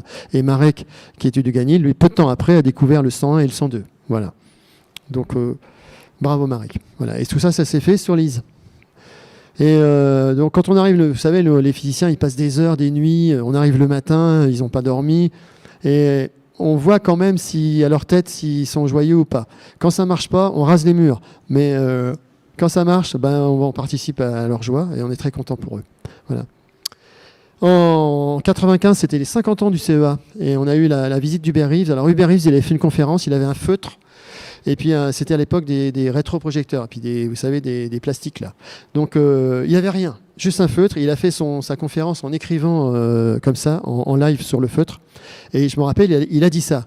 On n'explique pas les 150 premières microsecondes d'existence de l'univers, mais après, on comprend tout. Alors là, c'était quand même...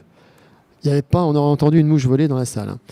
Bon là, une petite anecdote. Claude Allègre, qui était ministre de l'éducation nationale et recherche, ça c'était il aimait pas le Ganil, et donc on a réussi à obtenir un prix, donc un peu le prix de valorisation, et donc on était très contents. Voilà. Là, c'est la découverte de nickel 48, c'est encore une grande découverte au Ganil, grande joie. J'accélère un peu parce que je crois qu'il faut bientôt arrêter. Le premier faisceau spiral en 2001. La visite de Claudie Aigneret, elle venait de son séjour dans la station Mir. Elle a visité le Ganil. C'est pareil, on était très émus de la rencontrer. C'était extraordinaire. Ouais. Et là, vous voyez, 2008 à 2018, je ne rentre pas dans les détails, mais c'est une succession d'expériences et de nouveaux détecteurs, notamment, par exemple, Actar, TPC. Maintenant, ce qui est nouveau, jusqu'à présent, on avait la cible et des détecteurs. Et maintenant, c'est ce qu'on appelle les cibles actives. C'est-à-dire la cible sert à la fois de cible et de détecteur. J'en dis pas plus. Donc c'est bourré d'électronique, c'est bourré de ruses. Il y a un savoir-faire technologique incroyable. Ce sont des développements multilaboratoires à l'IN2P3. C'est magnifique. Et il y a beaucoup de voies de mesure, il y a des milliers de choses à mesurer. Le Ganil, on donne 30% du faisceau du Ganil à la physique atomique, c'est nos amis du CIMAP qui travaillent donc sur l'astrophysique, qui travaillent sur la physique des matériaux, savoir s'il y a de l'eau sur des planètes, voilà un peu ce que font le CIMAP. Et ils ont aussi, s'il y a une journée porte ouverte, je vous encourage à aller les voir, le Ganil bien sûr, mais ils ont des microscopes électroniques et on voit les atomes dans un microscope électronique, c'est fou. Les grands noms du Ganil, les directeurs, bien sûr. Il y en a là. Il y en a là. Les directeurs, et on voit l'alternance CNRS-CEA, donc ils sont généralement nommés pour 5 ans. Voilà. Et on connaît déjà, en ce moment c'est Navine et Héloïse en directrice adjointe. Et on connaît déjà les noms des 2 prochaines directrices. Il y a des récompenses au Ganil. Joël Poutas, qui est dans la salle, qui a été... alors, pour les gens de la technique, on décerne, le CNRS décerne des cristals. On ne dit pas cristaux, des cristals. Voilà. Donc, Joël Poutas, pour avoir créé le groupe détection à la physique et avoir insufflé cette techno, il a eu le cristal, Marie-Paul Bourgarel pour le développement des sources, Rémi Anne, ici présent, pour le spectromètre LISE. Claude Biette, dont on a parlé au début, qui a eu l'idée géniale des 2 cyclos plus les hautes fréquences. Et c'est lui aussi qui est à l'origine de la valorisation des technos qui se font au Ganil et qui a de la création de Pantechnique à Bayeux, qui vend des sources dans le monde entier. Et le dernier né, c'est notre ami Jean-Claude Foy pour les techniques expérimentales, pur produit du CNRS. Voilà, il vient d'avoir le cristal. Les physiciens, eux, ils reçoivent des médailles. Joël Galin pour son travail sur les neutrons, nos 2 playboys, Olivier et Antoine, pour leur travail sur les exotiques, Olivier sur Lise, Antoine sur Vamos. Il y a d'autres prix qui sont décernés. Philippe Chomaz, qui est un grand physicien du Ganil, qui est parti à Saclay maintenant, même qui est même encore qui est au CEA, qui exerce des fonctions de très haut niveau CEA.